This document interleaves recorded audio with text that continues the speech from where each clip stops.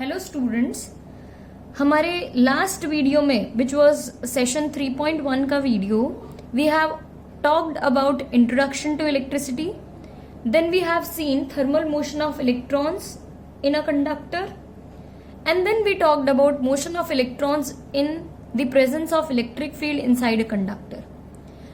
जब हमने motion of electrons inside the conductor in the presence of electric field के बारे में सीखा, we have also talked about drift velocity.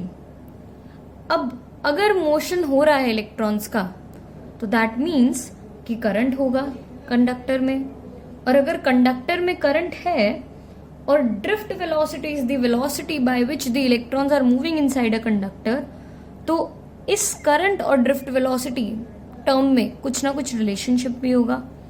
In today's video our first topic is to derive this relationship. How do we derive it? First, we have written the considerations over here. We have considered a conductor whose length is taken to be L. Then we have considered its cross-sectional area to be A. Let N be the number density of electrons in a conductor. अब ये N को हम define कैसे करते हैं? तो N is equal to number of electrons per unit volume. Capital N divided by volume.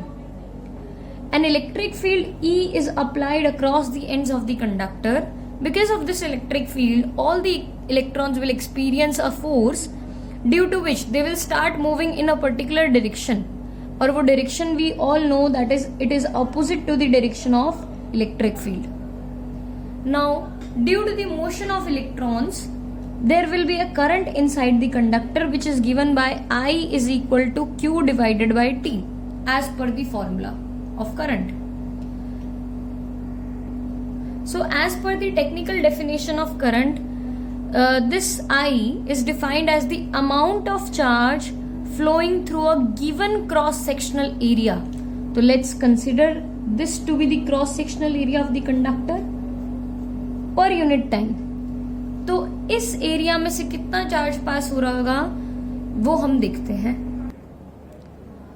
So we have seen I is equal to Q by T. From this we can see that Q can be written as N into E. ये हमने chapter 1 में ही सीख लिया था कि as per quantization amount of charge would be equal to N into E, integral multiple of electronic charge. अब एक given cross sectional area में से कितने इलेक्ट्रॉन्स पास होंगे, let's say that to be N. लेकिन as per the considerations we have taken, हमें हमारा जो कैपिटल N है उसको स्मॉल n की टर्म्स में रिप्रेजेंट करना पड़ेगा.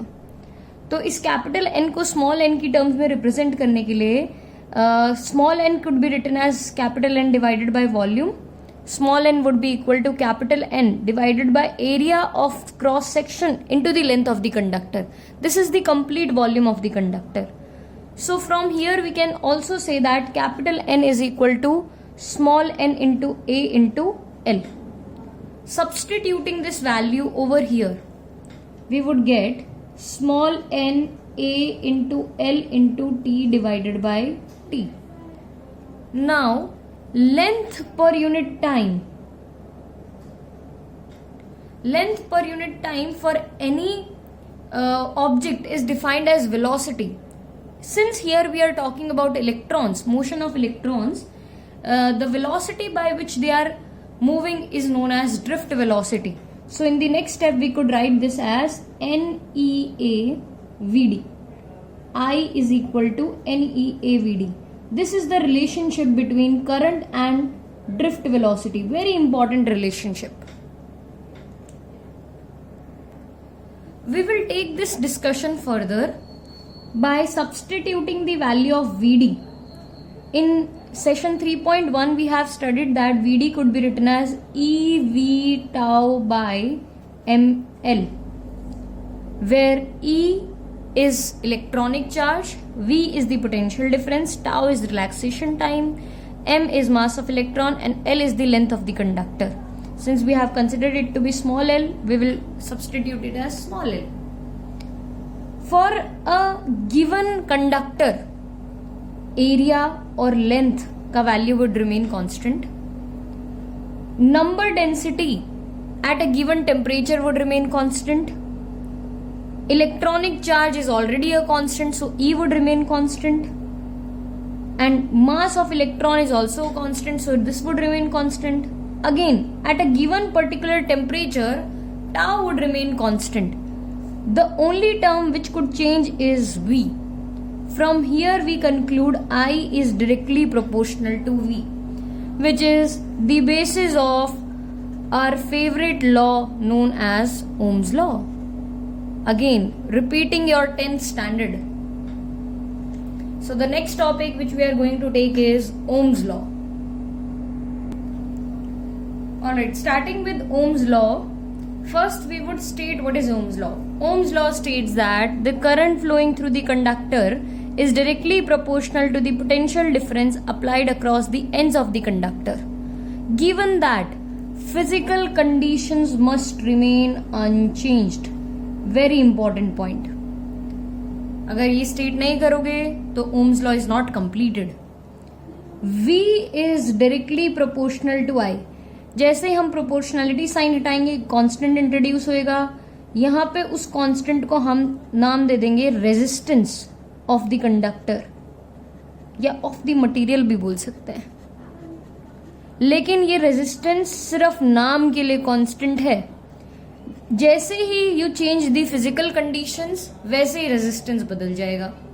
तो इसीलिए ओम्स लॉ में क्लियरली मेंशन्ड है that physical conditions should remain unchanged. This is the hero of our second part of this video. Session 3.2 में पूरा का पूरा जो हमारा प्रोटैगनिस्ट है वो रेजिस्टेंस रहेगा. Now R could be written as V by I. तो अगर मैं यहां से इसके SI यूनिट की बात करूं तो R का SI यूनिट हो जाएगा वोल्ट पर एम्पियर, लेकिन इसको हम बोलते हैं ohm. Of course in the honour of mister Ohm. इसका डिनोशन होता है ओमेगा सिंबल से. The SI unit of resistance is ओम.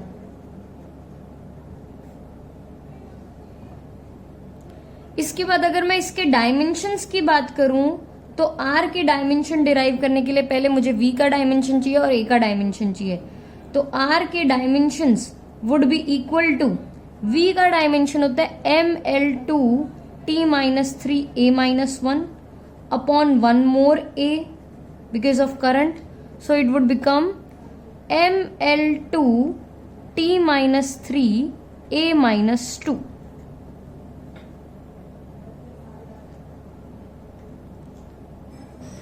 ये जो आपको एक्सेस बने हुए दिख रहे हैं ये हम वेरियस ग्राफ्स प्लॉट करने वाले हैं, उनके एक्सेस हैं.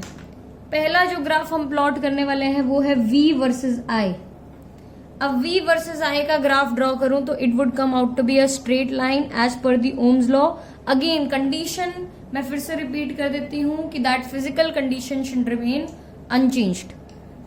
I वर्सेस V का ग्राफ ड्रॉ करूं तो वो भी स्ट्रेट लाइन आएगा.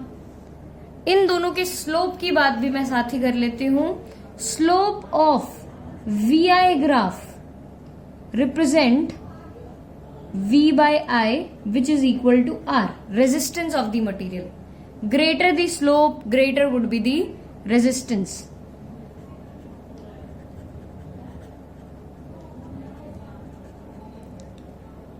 दूसरी साइड अगर मैं आऊं तो स्लोप होता है IV ग्राफ का.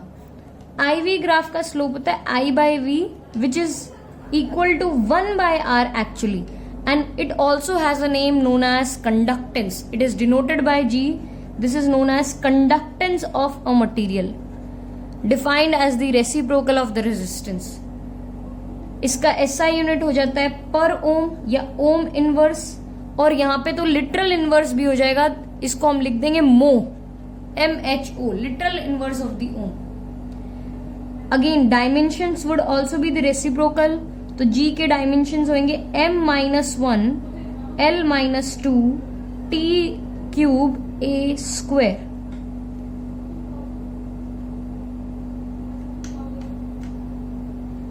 तो सिंस R का फॉर्मूला है V by I, तो क्या R V और I पे डिपेंड करता है? नहीं. it does not depend on V or I. तो हम यहाँ पे साइड में लिख देते हैं R does not depend on V or I, क्योंकि V बढ़ाने से I बढ़ेगा, the ratio would remain constant. So the third graph which we are going to draw is R versus V or I, and it would be parallel to x-axis.